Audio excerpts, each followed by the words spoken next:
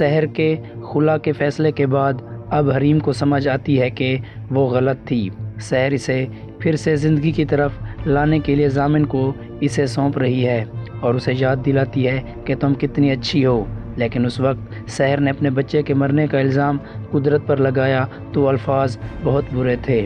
پہلے خود گولیاں کھاؤ یہ جان کر بھی کہ وہ بچے کی ماں بننے والی ہے، اور پھر جس وقت نقصان ہو جائے تو الزام قدرت پر دے دو۔ حریم سحر کو گلے ملتی ہے اور پھر وہ جانے لگتی ہے، جس پر اسے چکر آتے ہیں۔ حریم سحر کو حیرت سے دیکھتی ہے۔ سحر جا کر پیپرز ضامن کے سامنے کرتی ہے اور اسے کہتی ہے کہ اگر تم مجھ سے محبت کرتے ہو تو ان پر سائن کر دو۔ ضامن پیپر دیکھ کر حیران ہو جاتا ہے اور کہتا ہے کہ تم مجھ سے خلا لے رہی ہو، کس کے کہنے پر ایسا کر رہی ہو؟ لیکن سحر ضامن کی ایک بات نہیں سنتی اور وہاں سے چلی جاتی ہے۔ ضامن وہ پیپر لے کر اپنی تائی کے پاس پہنچتا ہے اور کہتا ہے کہ آپ ایسے 1000 پیپر بھی بنوا لیں مگر میرے اور سحر کے رشتے کو ختم نہیں کروا سکتی۔ رابعہ بیگم چلاتی ہیں اور کہتی ہیں کہ تم ان پیپر پر سائن کر دو ورنہ 3 ماہ کے بعد خود بخود طلاق ہو جائے گی۔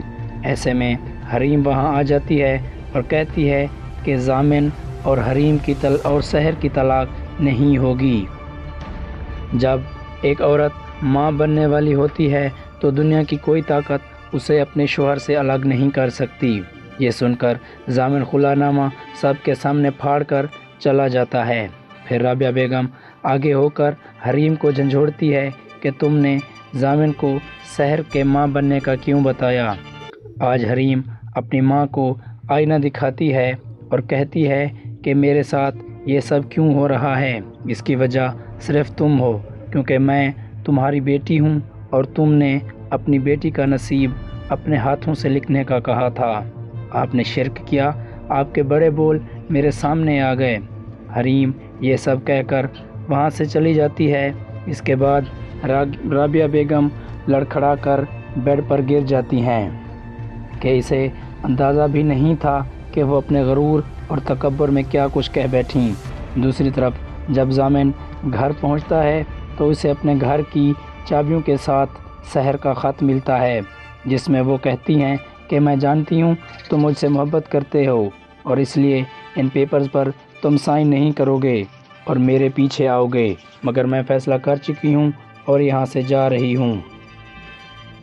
تم حریم کے ساتھ خوش رہو، بس میری یہی دعا ہے۔ ضامن کو یقین نہیں ہوتا کہ سحر اتنی آسانی سے اس کی زندگی سے نکل سکتی ہے، اس لیے وہ بس سٹینڈ کی طرف دوڑ لگاتا ہے اور ہر ایک بس میں چیک کرتا ہے کہ شاید سحر مل جائے۔